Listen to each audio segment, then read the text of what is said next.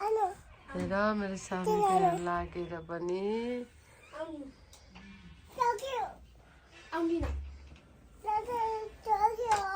ल ल ल आमाले फुपू गर्दै नि त मैले फु गरिदिन्छु ल ल एउटा गीत गाइदेऊ त बाबा त्यो होइन अर्कै गीत गाइदिनु न